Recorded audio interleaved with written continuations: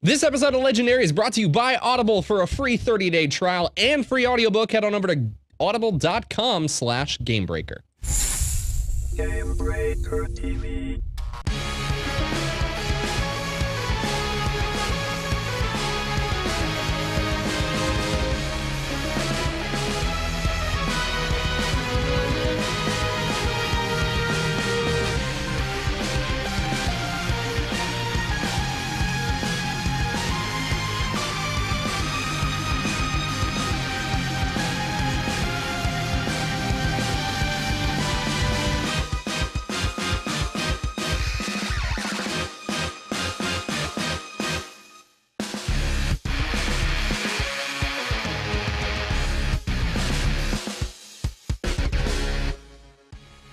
What's up, everybody, and welcome to Legendary episode 146. It is October 3rd, 2013.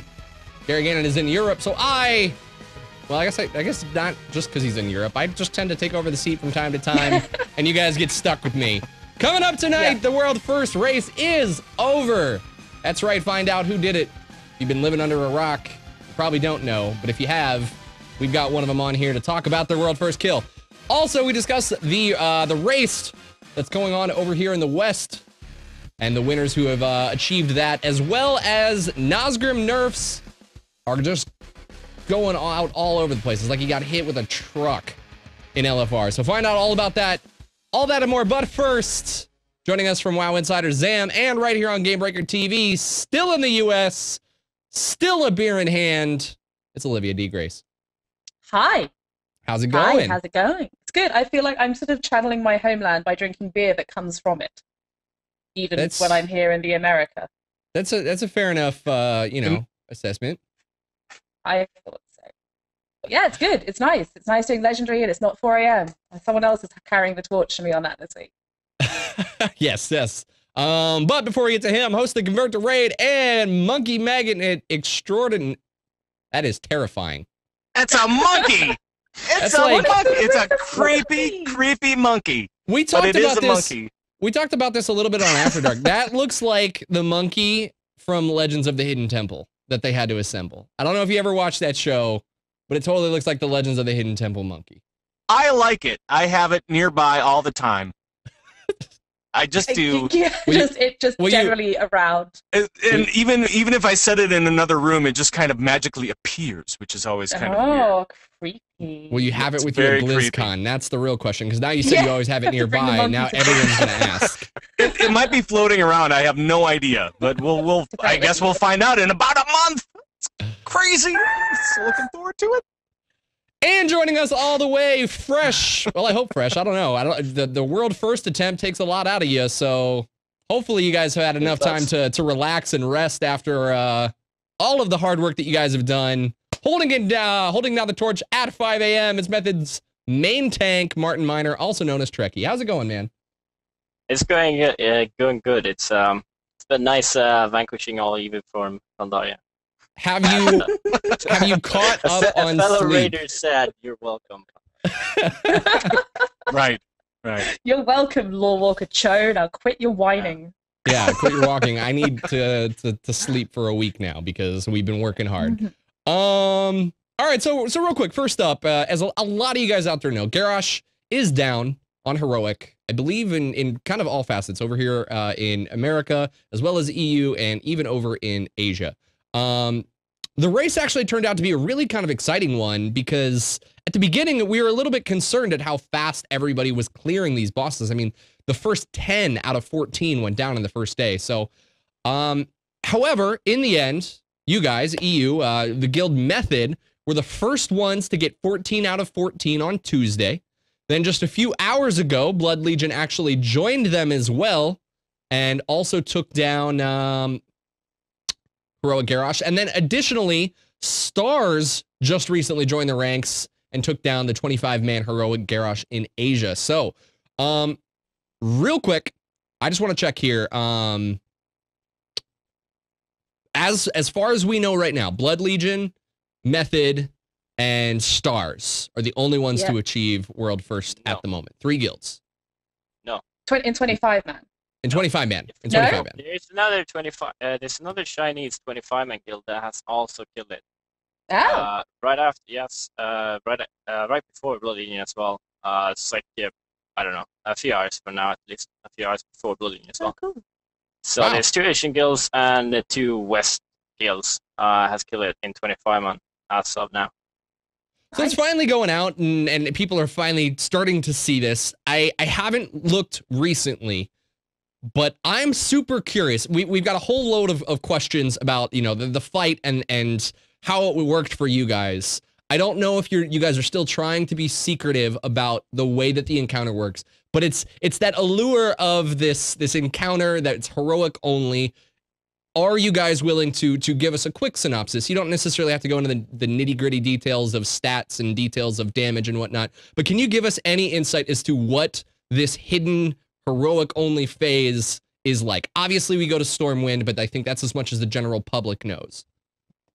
Yeah. So basically, without revealing too much, basically what happens in the end of the normal mode encounter when you do the heroic is basically like he says, "No, I've not had enough of you," and he sucks you into his dream world, and it's sort of it's a futuristic vision of what he likes, how he likes it to be. So you can actually see all the faction leaders impaled on spikes, and then you kill him. He tries to do some things, and you try to stop him basically. And then once you do kill him, he's actually still not dead, and you just take a portal back to reality to get the same cinematic as doing normal. Was this... Wow, so he doesn't die? No, he doesn't die. Do you actually see him die at all in the raid? No. No, he goes on trial, so we're gonna be stuck with the OJ trial, but now for Garrosh. The most pointless trial. It's in the trial world. of the millennia, and so wow. it's gonna be crazy. It's gonna be all sorts of craziness. Yeah, so it's basically a dream, and you wake up and nothing actually happens. What do you think? I know there was a lot of people disliked heroic Ragnaros with legs, but like his legs. I could come on. He's wearing Nikes. Let's go. He's got the full socks going. You know, over the knee, everything. It's awesome. There haven't been any other heroic only phases that I can recall. There might be one, but I can't really remember. These are the only 2 that I remember. Do you think that it lived up to the prestige and the feeling? I mean, obviously you guys like it for the extra challenge, don't get me wrong, but obviously as heroic world first raiders, that is the prestige that comes with doing this on heroic, is getting to see that extra phase. Is that extra phase worth the effort that you guys put into it?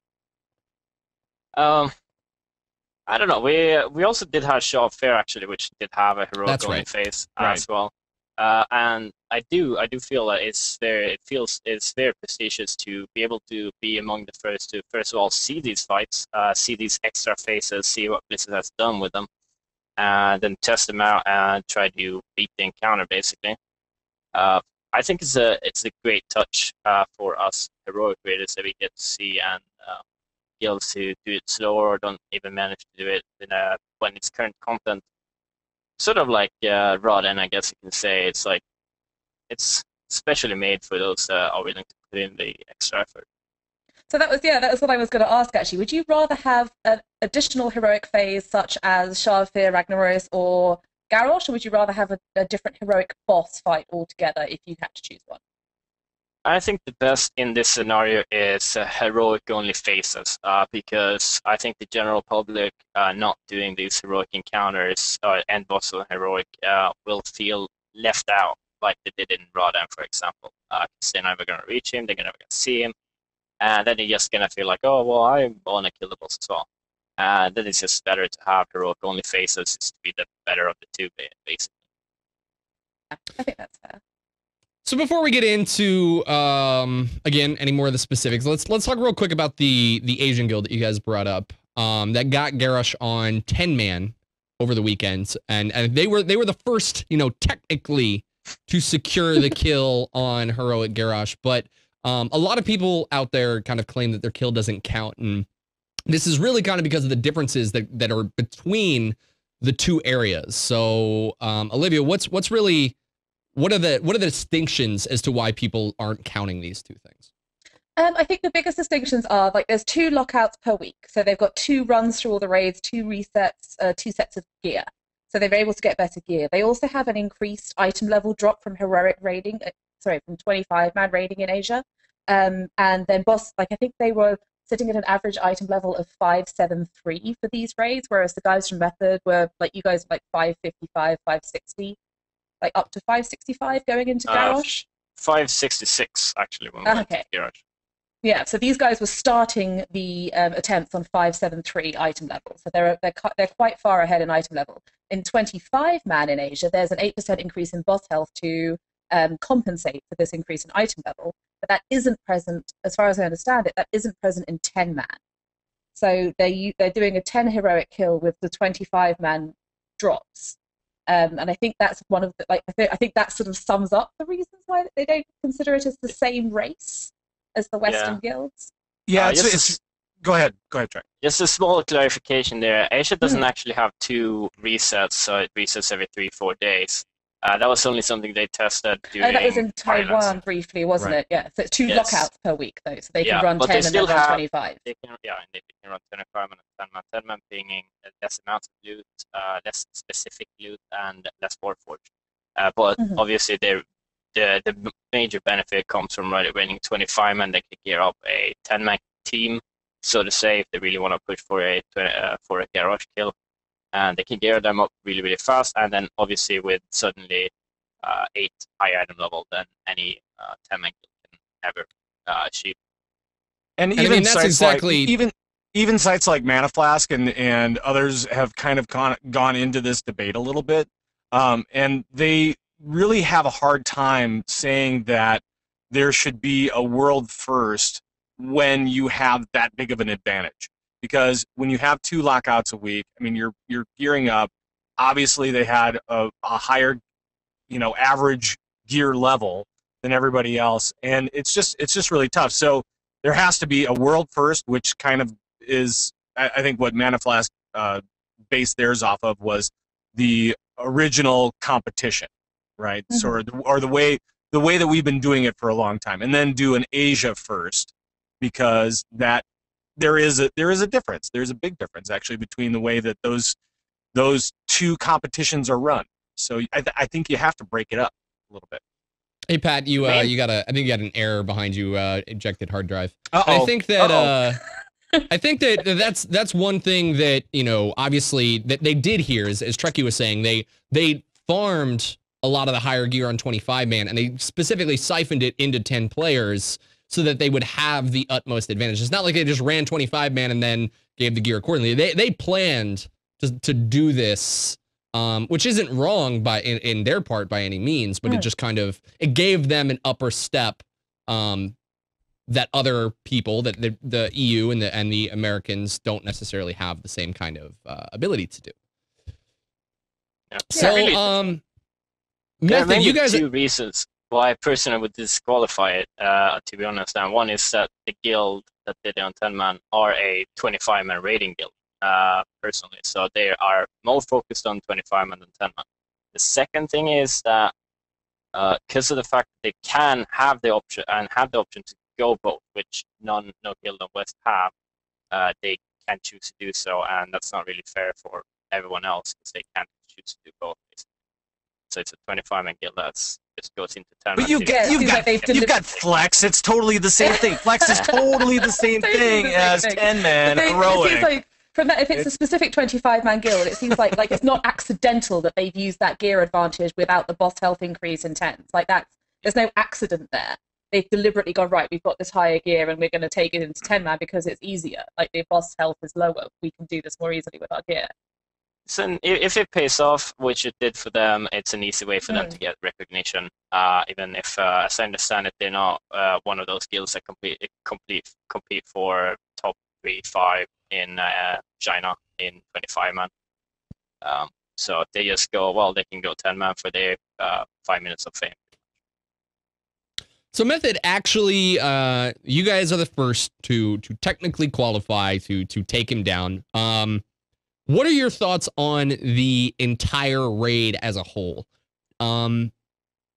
and the difficulty, I guess, with the progression, because you guys kind of woke up when it was when the race had started and found out that Blood Legion was already 9 of 14 ahead. Did you guys kind of freak out a little bit out over this, or once you got in, you kind of realized that this is easy? I think we quickly realized that if they can kill 10 bosses before we even wake up, it's gonna be like Christmas. You're gonna go in, get all the loot you want, and just start beating the harder encounters. It is worrisome because we have no idea about the actual tuning of the later bosses. So what we're really worried about is them making the other bosses, the bosses the Bloodline didn't really have time to catch or kill as well. That maybe those were undertuned as well and would fall over quite quickly, and that means that the US head start would play a major role in them getting to Garrosh first and seeing that fight. So one other question that I have for you actually is how is the difficulty going from boss to boss? I mean, did you find that it was more evenly paced? I think in previous tiers we had seen, especially like 10-man Horadon was like a big wall for a lot of people and stuff like that. So did you find that progression for you guys was pretty even and not too much of finding those walls until you hit, of course, the last few? But how was it overall? I'd say it's hard to say when the first 8 bosses took one wipe and then I suppose. But it does step up a bit. We had on the 7th and 8th boss, we had quite a decent strategy, so we just were able to kill it pretty fast there. As for the bosses after Naskin, which is Malkork and Forward, the difficulty stepped up and we needed like 10, 15, 20 wipes. And it's actually really, really good after Naskim, and I really just think that the first 8 bosses are so that people will be able to get gear quite fast. Gotcha. And you guys did like 270 some odd wipes on Garrosh, right? I mean, how long of a period were you working on Garrosh for? 4 or 5 days, I think. See, we started Thursday, Friday, Saturday, Sunday, and then we started late on Monday. But it took we killed on 5th day. Yeah. Wow, it always just amazes me seeing the number of wipes that you guys do in 4 days versus that of like just like a regular team, just kind of out for kicks and whatever. They they maybe do like 30 wipes in 4 days, and you guys are doing 270, and it's like, all right, yeah, you guys might be on a little bit of a different level. I don't know. Maybe. Well, if you really break it down, though, it's about 4 days with 14, 15 hours of like maybe effective rating. Right. And so a different level. It's a little bit of a different level. That's what I'm saying. Everyone else. It's no big deal. It's no big deal. It's totally fine. Yeah, it's normal. We do like 16-hour days. It's totally cool, whatever. And it's like, oh. It's not like all these other girls are like just sort of in there like pulling like robots. Like everyone else is faffing around. Guys, come on. I was in a pretty hardcore guild. I mean, come on.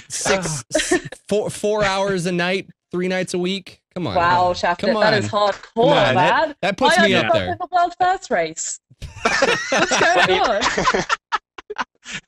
If you break it down, that's about 50 tries a day, and with 15 hours, maybe 14. It's 30. What's that? It's not many tries per hour.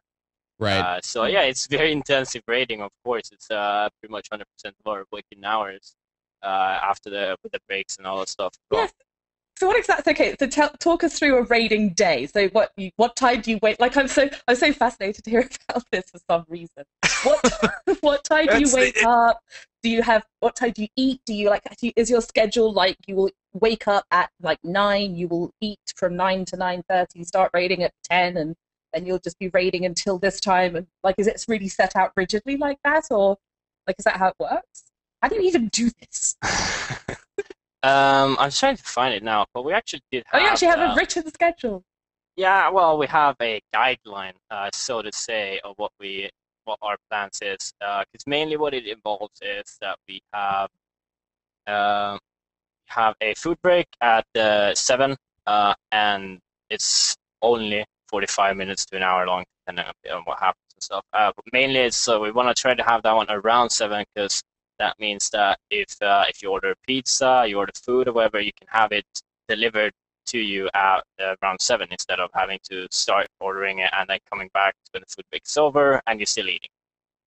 So it's small things like that, and we want to try to have a few 10-minute, 15-minute breaks every now and then, so people know they should walk their dog or whatever.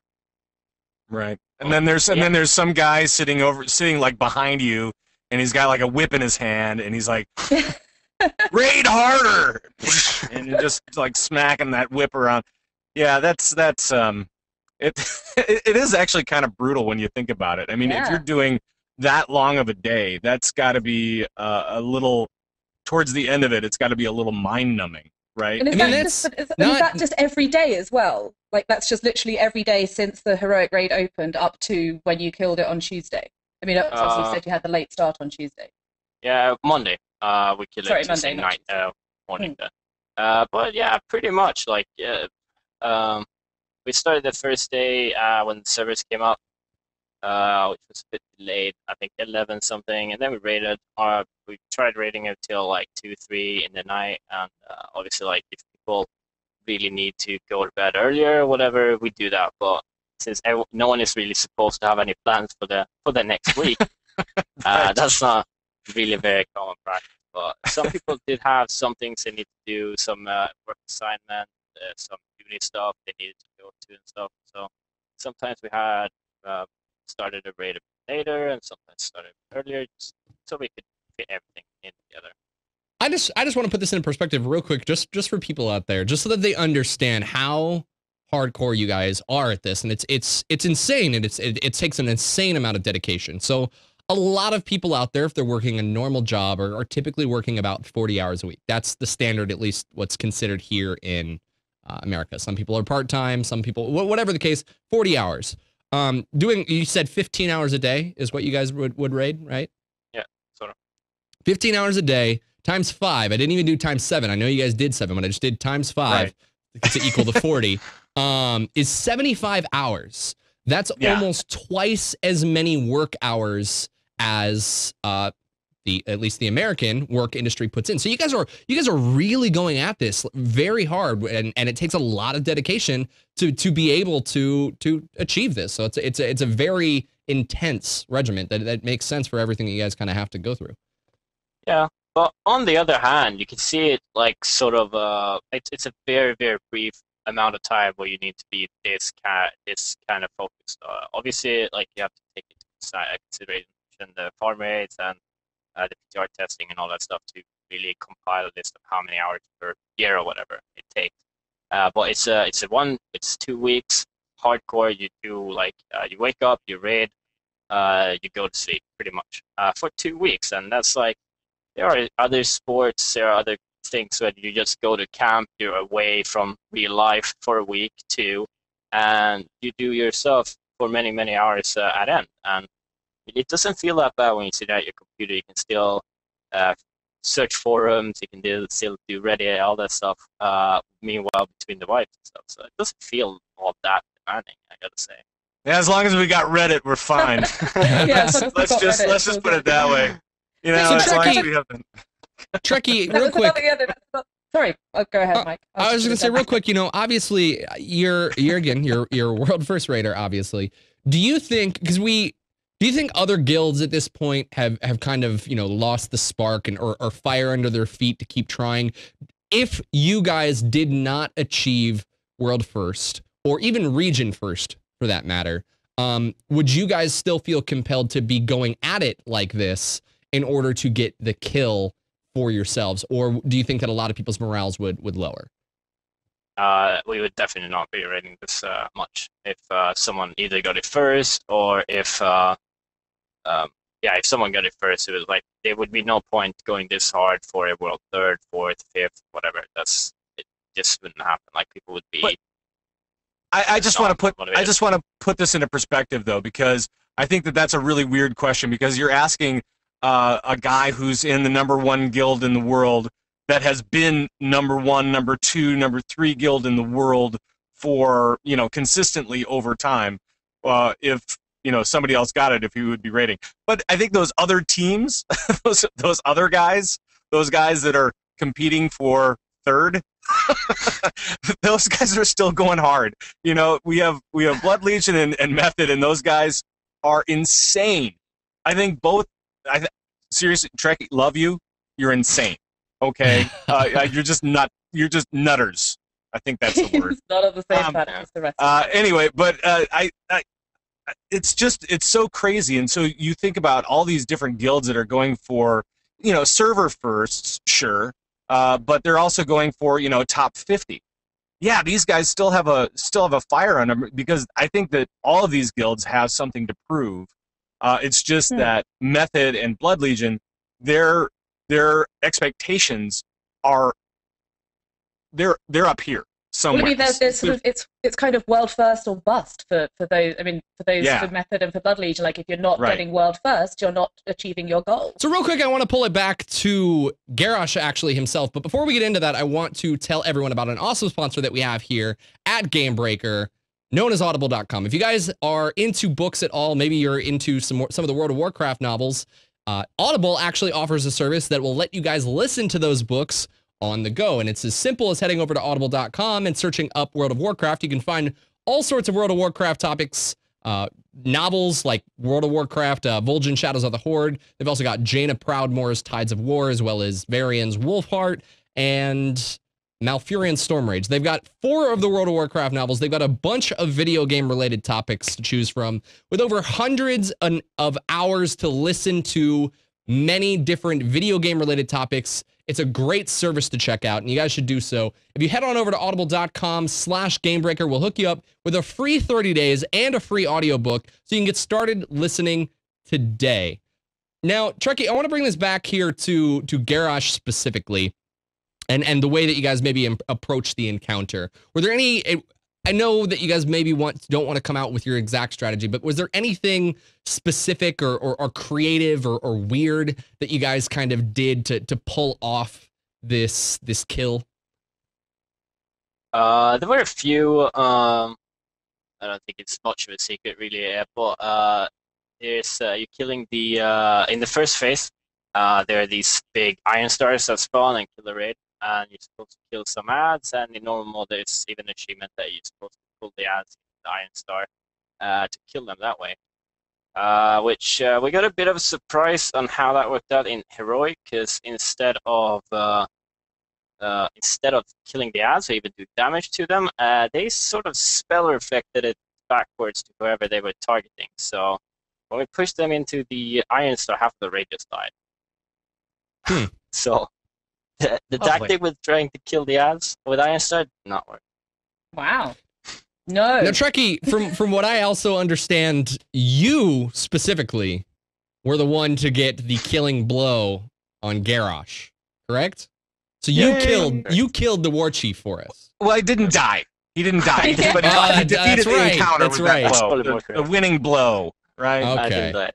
Well, it's like all of the people who were on the WoW side review were like, oh, there's one person left when Garrosh went down, and all the Nerd Screen videos are like, we love you, Trekkie! So it was a one-on-one brawl. Yeah, so what that you guys got Did you kill. take it down from like 10% by yourself? Is that what happened? I don't think Garrosh lifts enough.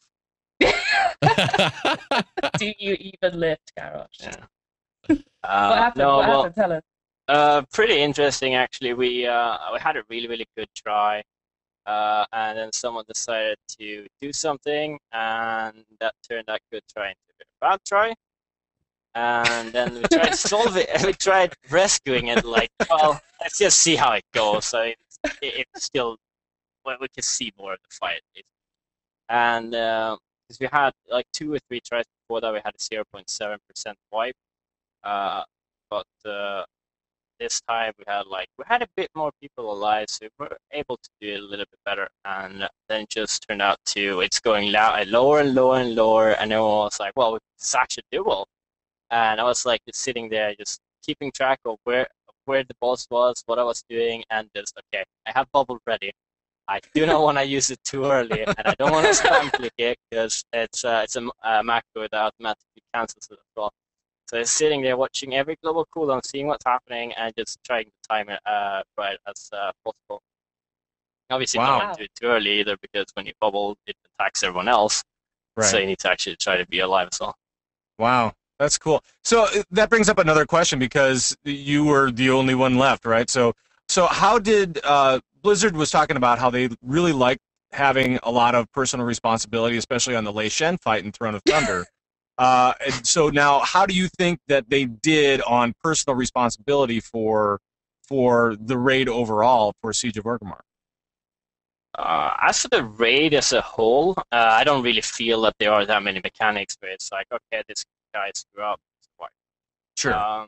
The one that comes to mind really would be Malkorok, where you really need a bit of personal responsibility. It's actually a pretty hard fight, I gotta say.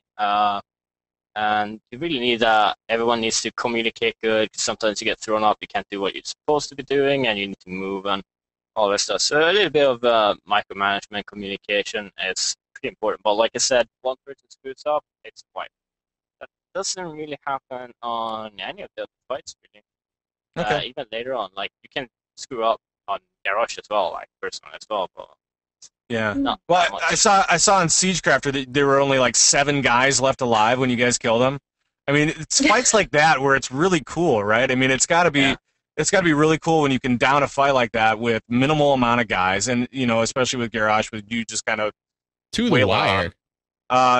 So, I mean, that's got to be a pretty good feeling to know that you've defeated these encounters that are. I mean, these things are ramped up, right? These are not these. It looks amazing. I just want to say that much. I don't know if there's really a question in there for you, but it looks. They are pretty tightly tuned. The fights are really cool. I'm a fan. What can I say? I love raiding. This is kind of my gig. Huge Black Fuse. I have to say, I did Black Fuse. Like, I haven't actually, like, it's not open in Flex yet, and that's all the raiding I've been doing recently. Is LFR and Flex, and I haven't still obviously Black Fuse isn't available, but I did that on the PTR, and I was just like spent the entire fight going, this is so cool. On the other hand, I don't even want, like seriously, how is this going to work in LFR? How? This is not going to work in LFR. Right. But the other thing that reminds me, like, totally going back to what we were talking about earlier, you were talking about leveling up, like gearing up outs as well. Were there classes that, like, where you swap people in and out? I noticed Blatty was playing a warlock rather than a mage. Did you sort of make people switch around and select different classes particularly, or was it just everyone brings what they want to? No, it's pretty much everyone want to be useful on the raid, and it actually comes down to actually being very natural. Everyone want to be there. Everyone want to be on the fights. No one want to feel useless. So it's like, well, so in Blunt's case, it's like, well, where am I most useful? Where am I most likely to be brought to the raids? It's going to be my warlock, or is it going to be my mage? Well, it's just warlock, because warlocks are really good this year. They have amazing burst, amazing overall damage, and survivability. Well, and he was doing warlock in Throne of Thunder too, right? Yeah, Throne of Thunder was more of a like, oops, we really need a warlock, and he just had his warlock ready. Yeah, you kind of needed a warlock, especially for Lei Shen himself, especially for all the fights, especially for all of the fights. Yeah. But this time it was much natural. It was a lot announced a lot earlier. Like, well, mainly we're playing his warlock, but we do have 3 other main raiding warlocks. So it was tight to fit in. But well, if there's a great DPS class, we can always bring one extra. Mm-hmm. But not by any means of mages or bad. I know there's a lot of people like just because we didn't bring a mage, and okay, well, I was like, oh yeah. That's the impact of like Method deciding to like particularly someone like Blatty, who's like a well-known mage, switching to like being a warlock, and Method like, because did you have any mages for your Garrosh kill? On Garrosh, yes, one. Yeah, you did. One raiding mages. It's just he was not on Thok for. Thok, okay. We killed the boss in 7 tries, and 4 of them was with a 10 healers setup, trying to keep him in phase 1, by the way, for the whole fight. And then we just swapped 2 people out, had some personal respect, and let's just try it. And it died in 3-4 goals. Wow, I saw the video of that actually. That was quite entertaining, of the live hotfix going in. Yeah. Like all of a sudden, everyone died. It's like, That was definitely a creative tactic, though. Yeah. Well, I don't know. It's like if people don't know, it's like basically keeping him in phase 1 for the whole fight. As long as he can out heal it, we brought a lot of people with smart heals, so they pretty much don't have to cast anything and heal everything all the time. And then Bliss says sorry, and they had to rush to the keyboard to press the big red button to make us fight. And then we had to try again, and then it was all fixed.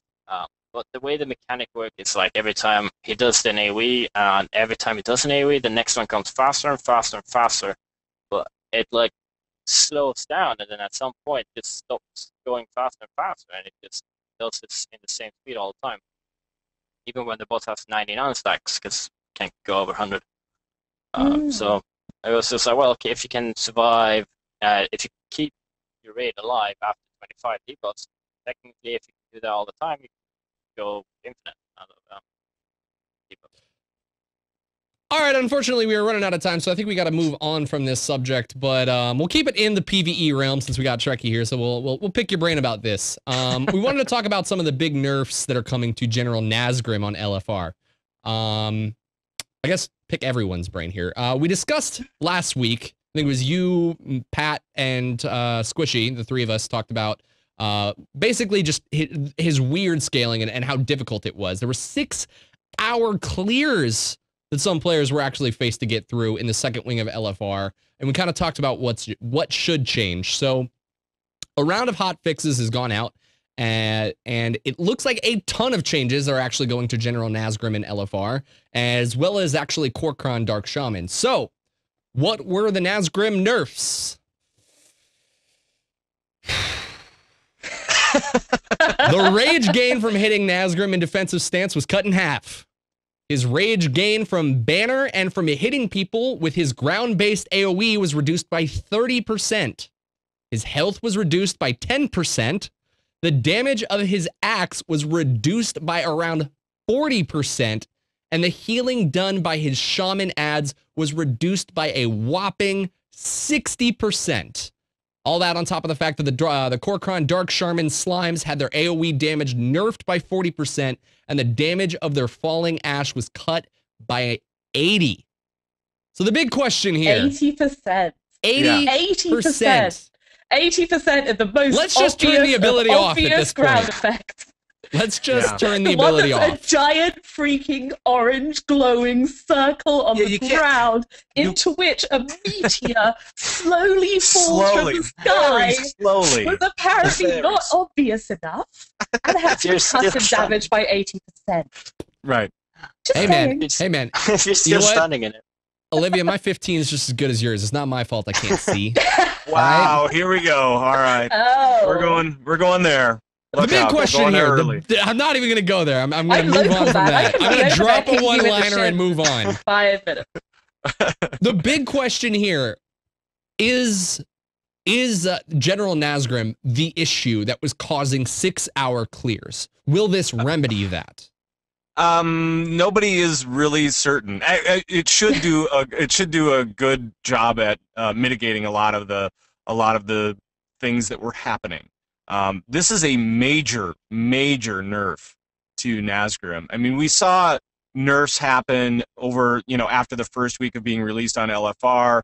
Garrosh was like the big one that I remember from Heart of Fear, where it had that crush mechanic that was totally nerfed, and they created a longer cooldown for that. So, but this one is actually so much more than that nerf ever was or could have been. This is incredible. I'm trying to think of other stuff that got nerfed. Like nothing's like I don't remember anything being nerfed like this in LFR. Like this is pretty. Like when I actually went through it, I read through it, and it's actually worth remembering as well that the guy at Blizzard who does the hotfix write-ups, who's a chap called Rigarius, has been on holiday since last Thursday. So these nerfs have actually potentially been in for that long. Oh, okay. I think what happened here is Blizzard took all of my hate towards Olivia on this show and nerfed the wrong shaman. Do you think that? Do you think that Nazgrim coming along well? By the way, do you think that Are you on stage 2 yet? No. Did Nazgrim need these nerfs? I mean, this was the first week that this wing has been opened. We were kind of talking about the fact that there's a learning curve. People need to understand that. I get it. LFR is the place where you go where if you don't have time, you don't want to care, you just want to run through it and see the content. That is the safe haven. That is why it was created. That is why I still defend it. It is still good for the person who wants to do nothing but see the content. But we shouldn't be able to do nothing and see the content. There will be some people out there that disagree with you. I'm not one of those people. Olivia, I pay $15 too. All right, I want to see. I pay $15 for that content. Guess what? Guess how much Trekkie pays? Probably $15. He probably somewhere around there. I think to do raiding. After the conversion, he may not actually pay for it. I'm wondering if his sponsors cover it. They don't. But the thing is, like, you shouldn't be able to. Like, LFR was never meant to be what it's become. LFR was never meant, like, according to Ian Hazacostas at Gamescom in 2012, when he sat down, we were talking about Dragon Soul LFR, and he was saying, look, this isn't a rung on the gearing ladder. This is not what this is for. It's for people who don't have another way to see content. Exactly. Because of commitments, because of anything like that. It's a way for them to see content. It should still be challenging, and it's not just for loot. It's so make it challenging, but nerf it to the ground so that anybody can clear it. It's become a loot pinata, and that's the wrong approach. It's just like you hit it with a stick, you'll get gear, and that's not right. The real problem is that there are so many people with so many different agendas going through LFR. I mean, you see people that are going through and they know all about the fights. You see even, like heroic raiders or normal raiders going through and trying to get maybe some tier gear or some drops to just kind of help them out along the way. And then you have people that are doing flex in LFR that are kind of, they're moderate raiders. They're still casual, but they kind of know what's going on. They pay attention well to raid mechanics. Then you have people that go in without any knowledge of the fight whatsoever before they actually go in there on LFR and expect to get some loot. And then you have those people that are there and maybe they know what's going on and just want to screw with people.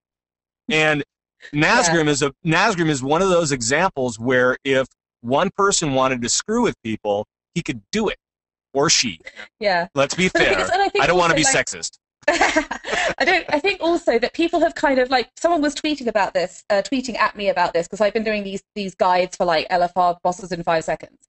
So someone was tweeting at me saying, "Oh, have you seen how hard is Wing 2? It's so hard. I can't wait for you to run it on 6 characters to do the guide." I was like, well, A, I run it on 4 because I'm not insane. And B, it's like, do you remember how hard your Sarge was for LFR groups in Dragon Soul when it first came out? That was the Skittles boss, where you had to like kill and not kill the different slimes, so they would like the right one hit the boss, and you get the blue orb, and you get like, I can't remember what they all did, but I just remember that the blue one like stole all your mana, and then you got this orb that you had to kill to get your mana back. And like that was tricky at that time. And then like the first week of LFR like was it's polite week in Europe. Like everyone's just got in and gone, "Oh, I'm terribly sorry, I don't know how this works. It's a bit embarrassing, really." Whereas in America, like it's all like, "Oh, you're all vote kick for everything, vote kick everyone." And like over in Europe, we're all sort of going, "Oh, I'm terribly sorry. Did I wipe this? I'm not sure if I wiped this. Did I do a thing that I shouldn't have done?" We like our rage in the U.S., Missy. Which is why you love to hit Nazgrim in defensive stance. That's right. You want him to have more rage. That's it. but it's like your Sarge when it first came out was hard. It was like it wasn't hard. Like the mechanic wasn't tricky. Like 2 weeks later, we were all like, "We used to wipe on this." But the thing is, it just takes people need to learn. LFR, and I agree, and I don't want to advocate creating this system where people literally don't have to try to see content. But the problem is there is a very vocal minority that are running LFR that don't want any sort of responsibility on themselves. They literally just want to pay their $15 and be able to see Garrosh go down. And that's what LFR is. I don't want to say becoming. No, that's what YouTube is for. But it doesn't matter. But that's the thing, though. That is exactly my point. We've talked about the separation of different people, of different sects, and that's where they're starting to SECT, not sex. If any of you in chat are going to question me, there was a T in there somewhere. There was a T, but enunciate. The thing is, there's different separations of people. You guys even said that. There's different things for different people. They've introduced flex for people who still want the challenge. This is weird because I'm not really. I feel really dirty defending this stupid retarded version of LFR. But you know what? There are stupid retarded people out there that literally just want to see the content without any sort of effort. And you know what? As one of those people, not that I don't want to put forth the effort, but as one of those people who doesn't have the time to sit there for hours on end dealing with a stupid person hitting Nazgrim, I need to be able to get through the content because I only have 2 hours to sit down and do this. I hate that about myself, but you know what? There's a group of people out there that need to be able to do that. Mike, and that's what LFR is. First of all, Mike, I just want to say that you are probably the most casual elitist I've ever known in my life. So true. So true. Yeah. Like talking about the whole slot machine thing, and then you're like, oh, wait, I have 2 hours a week to play WoW. That's right. So, I mean, the rage is palpable over here. And I think that maybe you should have some tea or like a nice warm blanket with you. You know the problem is I've been driving around too much with Gary's car while he's gone, and I'm listening to too much talk radio. I'm like, these guys are yelling all the time. That's the key. We don't need to yell here. We don't need to yell here. I'm curious, Trekkie, have you done LFR yet this tier? Oh, I did actually do the LFR right before a few hours ago, and honestly, I gotta say, it's a bit hard for LFR. And I'm actually on Mike's side here. I do agree that LFR should be something that is really, really easy. You just face it. You're not supposed to know the mechanics or anything, and you can still do it. And wiping is frustrating because it takes extra time, and you're supposed to be able to learn something. In Lost here, I don't think that's the best approach because Lost here we didn't have flex. Now we do have flex for those who want to see the mechanics a bit more. LFR, in my opinion, should be something you can see it, see the content, see the abilities if you want to learn something. If you don't want to learn, well, then there should still be abilities like if you completely ignore them and you're not supposed to, you at least get punished for it. Dying up, I don't know. Right. And I agree with you. The thing is people used to tell people you used to go into a raid, and if you didn't know what you were doing in 10-man or 25-man, they say, well, why the hell haven't you run LFR? That's gone now. That's gone with Flex. Yeah. Flex introduced a difficulty where people can learn the actual mechanics and learn the difficulties and learn how to deal with them in a group setting, very similar to LFR. LFR is now taken a place where it is for the person who has a kid, who has a job, who has whatever the case may be, where they don't care or don't have the time to deal with sit and learning the mechanics, but still want to see the content. Blizzard has been very open about wanting to make the content accessible to those people. I don't like that it needs to be, but we have something else now. We have Flex. Yeah. That's what that's there for. And that's actually, I really like Flex difficulty. I really do. Really, because for me, it's easy to jump in and out of flex mode with people in the guild or, whatever the case may be. And so over the course of the last few weeks, done flex raid, I have not even stepped into LFR. I have not stepped into LFR because, number one, the gear is not that great. I mean, it's not like an upgrade for me. It's a side grade at best for any piece that I have, or that I've had since clearing all of Throne of Thunder. So there's no real gear, associated with LFR that I feel like I'm missing out on. And then you also have, the whole group situation where you can actually talk to people over Mumble or whatever, and be able to hash out these strats, be able to see all of the mechanics and be ready for normals or, even, heroics the next time that you guys meet. So that's perfect for guys that are doing normals and those that are sneaking into heroics right now. So they've created an environment where you don't care at all about LFR's quality anymore. And the best part is it's still there to cater to the people who need it. Right. And I think that it's important. I think that it's important, especially with LFR, that there's still the distinction that they don't get the heirloom weapons. Because, Olivia, you're right. There needs to be incentive for a person to want to do more. And that, I don't think heirlooms are enough. I'm not buying this whole it should be so easy that you don't even have to really pay attention thing. I just can't agree with it. And yes, there are and I think like Trekkie makes a fair point that wiping is annoying when people are going through there to gear. Like that's the only reason I'm doing LFR is because I rolled a chamois on US servers like a month and a half ago, and I'm only now starting to get the item level where I don't need to do raid finder anymore. Like I think I'm 523 or something. And I'm just starting to get to the point where I don't need the gear upgrades. And when I've stopped doing the gear upgrades on that character, I'm still writing the guides for the other site, but so I'll keep doing it because I have to. But like, I'll stop doing it then. But I'm in a position where I have 2 separate guilds that I can run flex with. I have, I do normal raiding with a guild in the EU, and like most of my time is still spent PvPing. So as we go forward, the thing is, sorry to cut you off. Like as this progresses, we're going to wipe less. Like, guess what? People are going to learn these fights. People are going to learn what the giant glowing red circle with the meteor slowly dropping into it means. Olivia, that giant red circle of doom has been around since the game started. People are still dying to it. And yet they still have the tip of the day as don't stand in fire. Yeah, really don't on the stand loading in fire. screen. So. And like okay, maybe having it hit for 1 million damage was a bit too punitive. Now I think it's 200,000 damage now, so it won't actually even kill you. Well, if you're in it, it's just going to take half your health.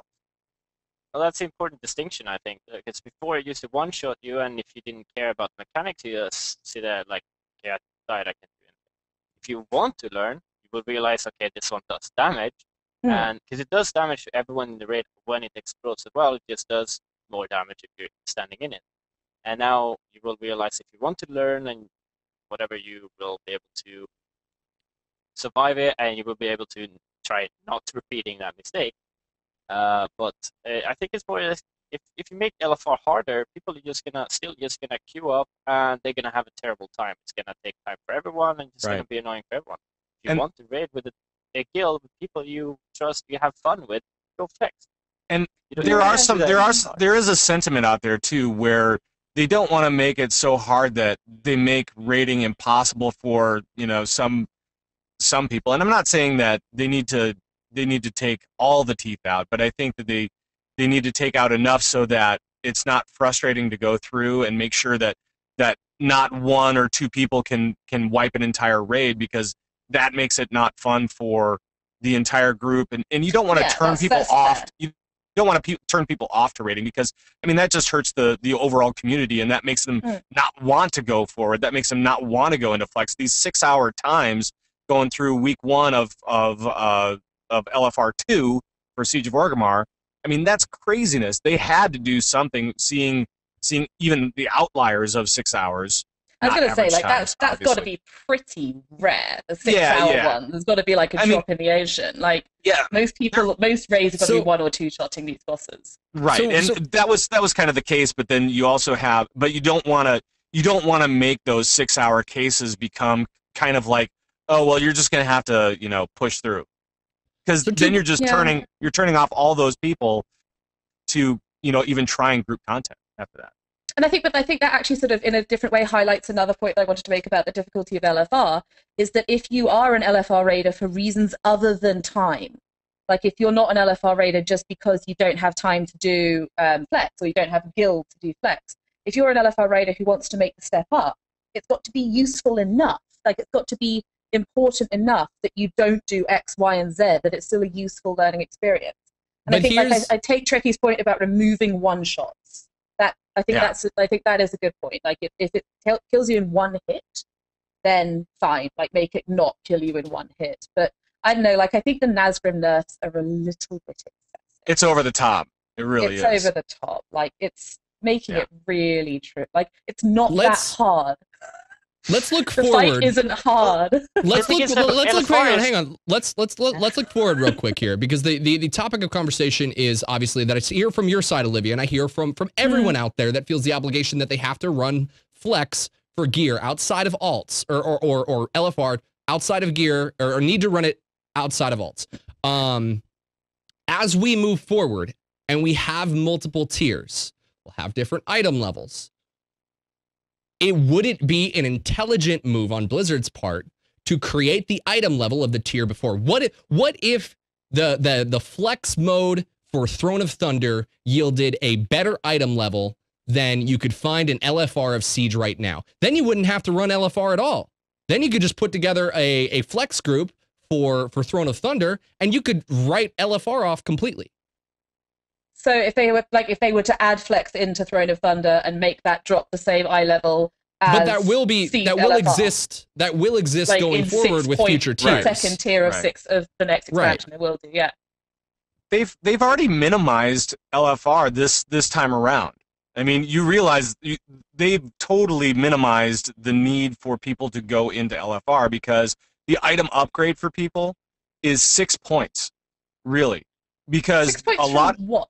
6 points from Throne of Thunder, because from Throne of Thunder. Throne of Thunder LFR. Because yes, well, not from LFR, but from Valor pieces, because 70% of the gear was that people were doing in LFR only was grabbed from Valor gear, from Valor vendors, not from actual from the Shadow Clan Assault. Yeah, exactly. So that's the 522 stuff. So that's the 522 stuff. So you're talking about a 6-point upgrade to this next LFR, which is really not that big of a deal. And so, I mean, there are some people that are, gearing up from, maybe they've rejoined WoW or whatever, and they start off at 496 or something like that. But I mean, from the end of Throne of Thunder, a lot of LFR only players had a 520, 515, 520 eye level. So I mean, it's not that big of an upgrade, really. I think there's trinkets and tiers though to consider in that respect of it. Absolutely. But yeah, the thing is, like, where else are you going to get the gear? Like, if you're that kind of where else are you going to go? Well, you can go. You can you can get. Yeah, go ahead, Trek. You have the 535 items you can get from LFR from Timeless Isle as well. Probably takes more hours to farm. Yeah, they're so hard to, like, the burdens, like, obviously, the tokens drop, like, constantly. Yeah. Like, my chamois had those, like, 4 times over, I think. But the burdens, like, you get your 1 from the blazing chest, and then there's the weekly chests. Is a blazing chest a weekly chest? I think it's.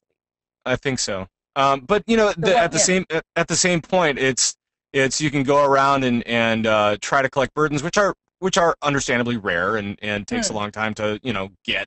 I know a few people anyway that have gotten 2 or 3, but it's do that by yourself and not get frustrated on the Timeless Isle, or go into LFR and maybe get into one of these groups that is having a hard time, and then you get frustrated and you don't get drops and you're in there for a long time. So I mean, that is a possibility, especially week 1 of a release. So I mean, there are other ways to do it. That's all I'm saying. They've kind of put LFR into a tough spot this patch, it seems. Yeah, I don't know. I still think, like, I'm not seeing people. I don't know anybody who said, I'm not going to do LFR, I'm just going to do Timeless Isle. Like, no. Yeah, it's not. I don't think it's a one or the other. but both are really solo play, though. Because when I look at LFR, I don't see that's not a group effort. It's not playing an MMO right away. Like, yeah, sure, you're playing with other people, but you queue up as one person in a raid, and you really don't, like, you would be almost happy if those 4 people were just bots running around and you can really interact with them. Because a lot of people who join LFR, they don't interact. They just try to do their stuff, and it's solo play. They press the button to queue up, and then they expect to see the content, get some loot. And if there's other people there who's trying to ruin that experience for you or making it longer for you, then it's just frustrating. And that's why I feel like LFR, you can see the content, you don't get that great loot, but you get something that might be better than we had before. And you're over with it, and you have time to do it. Because we're going to have 4 of them eventually, and that's going to take a while to do all of those every single week. Yeah. So, It's going to get what do you quicker guys and think? quicker, though. What do you guys think? What do you guys think about LFR moving into 6.0?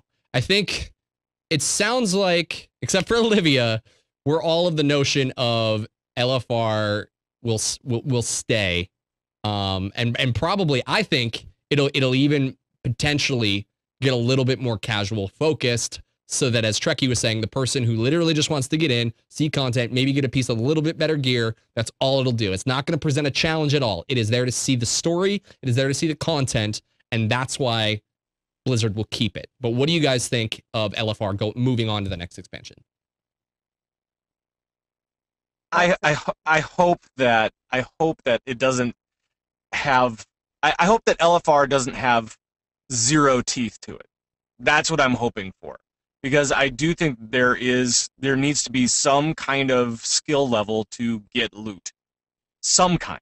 I don't care what kind. I mean, it can be easy mode. That's fine, but I just want it to be at least slightly challenging, so that new people that are coming in will go, oh wow, this is kind of fun and kind of cool and kind of challenging, and maybe I'll go into the next level and see what that's like. Because that's what I really want to encourage. I want to encourage people to go into group content, flex, normals, whatever it may be, because I think that is the real awesomeness of WoW. You know, for me, that's definitely like the awesome part of WoW is getting into group play. So that's what I hope. But LFR is, they've said it, LFR is here to stay. Yeah, I was just thinking, like, I can't see them. Like that question just kind of made me go, could they remove it? Like, could they? And I just don't think they can. Like, there's just no, in my head, there's just no way. Like, they've given us this thing, they can't then take, well, they did it with skirmishes, the bastards. But yeah, they've given us this thing and they can't take it, so they can't take it away because it's PvE. Wow, what was that? But yeah, there's no way they can just be like, no, we've removed LFR from the game. Have fun. It's definitely staying. It's definitely staying. God knows what'll happen around it, but it's definitely staying. Trekkie, what do you think? Yeah, I sort of get it. It's not really possible for them to remove it unless they like fit something else, and they could always like do something with flex now, like maybe a bit easier, whatever. But I think LFR is here to stay. It's like Dungeon Finder. I remember before we used to do a lot of dungeons all the time, getting those emblems or valor or all that stuff. Now you just do your scenarios, and yeah, it's a success. It's faster. Right. What? And maybe that's a good comparison actually. That's a good comparison actually. Let's compare level 90 dungeons to heroic scenarios. I mean, that is kind of the comparison, right? Because level 90 LFD versus heroic scenarios. I mean, that's kind of the same thing, because I don't do dungeons anymore. Yeah. I don't do dungeons. I'll do heroic scenarios. I am going to have a falling out with the whole of this show. The entire show and I are going to have a massive falling out. You can put their dungeons the heck back in the game. Blizzard, watching you. And no, Jesus God, there's nothing. Oh, man, I will be like table flipping. You can't see this table, but now who's mad? You think that I shout just because I'm mad? I just get loud. Mad. I am the Olivia's person who is actually mad. Yeah. All right, let's move on to some video questions. But before I do, I want to tell you guys about a sponsor that we have right here at GameBreaker. Shutterstock.com is a must-have tool for anyone in the creative industry. With over 20 million high-quality stock photos, illustrations, vectors, and video clips, Shutterstock helps you guys take your projects to the next level. If you guys want to inject your website with some instant credibility, it's really easy to do so when using Shutterstock. So whether you need still photography, stock footage, or even art assets for your website or YouTube channel, Shutterstock is the place to be. There's some great pre-made visual assets here that I think that you guys could easily find applications to maybe guild kill video intros. Maybe you're really thirsty and want some chocolate milk. This'll help make you thirsty. I don't know. They got some, but they've got some really good pre-made art visual assets. I'm gonna do it. I don't care what you guys say. I was watching Dexter the other day and found it's not on the screen. Found this one in the middle of Dexter. All over the last 2 episodes of Dexter's series finale. So if you guys are Dexter fans, maybe you guys can be on the hunt for this Shutterstock asset, because Showtime used it. If you guys are looking for a certain color palette for maybe logos or specific images, their tool called Spectrum can handle that. You can define your keywords and images that you want to look for and get a massive selection of imagery to choose from. You just got to come up here to the top and move the slider maybe over here to red, and you'll get a whole bunch of different red images versus the green that we were just on, and you can kind of go anywhere within the colors of the rainbow. It's a great tool if you need a specific amount of, or a specific color palette. If you guys head on over to Shutterstock today, you can sign up without using a credit card, and if you sign up and actually head over to checkout, if you use the offer code GameBreaker10, you'll get 25% off your new account. So be sure to head over today, Shutterstock.com, offer code GameBreaker10. Viewer video questions. Let's do these and get the F out of here because we are already half hour over time, but we love you. So, and when Gary's not here, I'm really bad at managing time. Remember, if you guys want to submit a question every week, we put up a post on Facebook, or you can send them in to submit@gamebreaker.tv. First up this time, Michael Devora asks a question specifically to Trekkie here. So, what's going through your mind in the last 10 seconds before Garrosh was down? I'm going to widen this up because you've actually, I believe you've been around for a lot of Method skills. What goes through your mind every time when you're getting that world first in the last couple percent? It's hard to explain. Like on a fight that close, like Garrosh, it's like I was just like, don't press bubble too late. Don't press bubble too late. Don't press it too late. And but otherwise, it's like your heart is pumping and you're just trying to focus. And if everyone is alive, it's like just want to be done with it. You just want to make sure that it dies, and so you're done with it. So you can have many low percentage wipes, and it's like, well, it's like you never killed the boss. Like you never were close. It's I don't know. It's a I can imagine I can imagine it must be like what goes through a normal raider's mind, but just like amplified 10 times because of the pressure. Like what goes through my mind when we're just about to kill a boss, like just don't screw up. Just don't screw up. Yeah. Just don't screw up. Like just do your job. Just don't screw up. And like because my role in our normal raids is to watch everyone else so they don't screw up. I just make sure no one screws up. Make sure no one screws up. Like there are God, I miss those feels. They know who they are. If you're watching this, you know who you are in my raid. Who are just like, you stop doing that. Like nobody screw up, and it's just got to be like that, but amplified so much because it's the world first. I did some abilities. It's like if someone fails up, it blows up the raid, and it's you're just sitting there and you can't do anything wrong, but you're just sitting there. Don't screw up. Don't screw up. Don't screw up. Don't screw up. Don't screw up, and then it's like everything just boom. Everything is done. I don't know. It's hard to say, but everyone feels the same when you do kill a boss that's taken 250 vibes. Right. Yeah, I can imagine. Yeah, that might get a little intense. I don't know. And then afterwards, you like sleep for a week, right? I mean, it's got to be like, all right, I'm gonna go to bed now, guys. I'll see you later. Yeah, well, that's why we haven't raided since we killed Garrosh. Actually, we're taking that like Sunday or something. Everyone was like, no, I'm done. I just don't want to see the game. Don't want to see it. Right. I might come back on Sunday. I don't know, maybe 8 months, but somewhere around that region.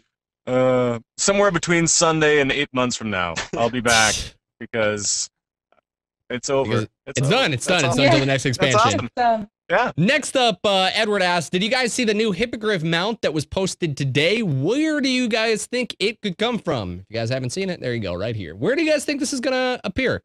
My gut would be like, hey, new expansion, but they wouldn't announce that yet. Yeah, so, and it looks kind of Pandaria-y as well. Like it doesn't look, I don't know, God knows what the new expansion is going to be. They said it's going to be something darker, so I don't know, it looks a bit too cheerful. So hippogriffs. So what's on the chopping block for where this could come from?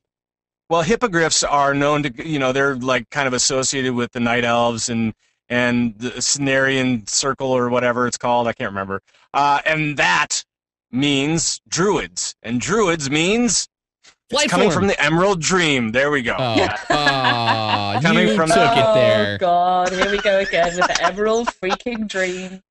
Everybody knows that I know my lore. Yes, we are renowned. You and I, Pat Crane, are renowned for our lore knowledge. C2L, right? Convert to lore. Yeah. Yeah, exactly. That's the new show that we're doing now. Yeah. Wonderful. Actually, that reminds me, Trekkie. So, someone had a Twitter question for you, which they tweeted me just before the show. which was, why did you get into WoW in the first place? Was it the lore? No. Really? I don't want to say that there aren't necessarily world first raiders out there that don't care about the lore, but I think they're more turned on and attracted to the game based on the competition and what the rating offers. I love the lore though. It's just I find myself like it's hard to catch up on everything, but once every month or something, I find myself stuck on Wikipedia just or WoW Wiki just browsing the links for a few hours. But it's amazing to be able to play these encounters, and I was like, well, I had no idea why I did this or why this happened, and then Throne of Thunder, it's like, all right, it's a new boss, let's kill them, and then trying to go back, like, okay, so that's why we did that, and that's why we did this happen, and all that stuff. Yeah, going back after the fact and piecing it all together. That's very much like my experience with lore as well. It's very much like you just sort of go like, oh, I can't believe you guys. I cannot believe you guys. I play this game specifically for Josh Allen. All right. You play this game 2 hours. Yes. Mike Shaffnet, that's how committed you are. Actually, I was on Wiki like yesterday, and I was like, Garrosh, well, I see that. So I watched the trailer again. It's like for Siege of Orgrimmar and the panda, whatever. It says something like, "Oh, you shouldn't do that. That's see what happened to your father." And it's like, who the hell is Garrosh's father?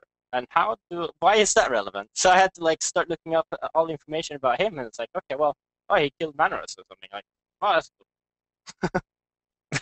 Oh, that's cool. That's kind of like there's a book that's coming out, and I don't know if it's kind of a visual book, so I don't know if it's going to be on Audible or not, but it may well be. But it's a book that's like a sort of potted history of WoW lore, and I can see myself maybe looking at that.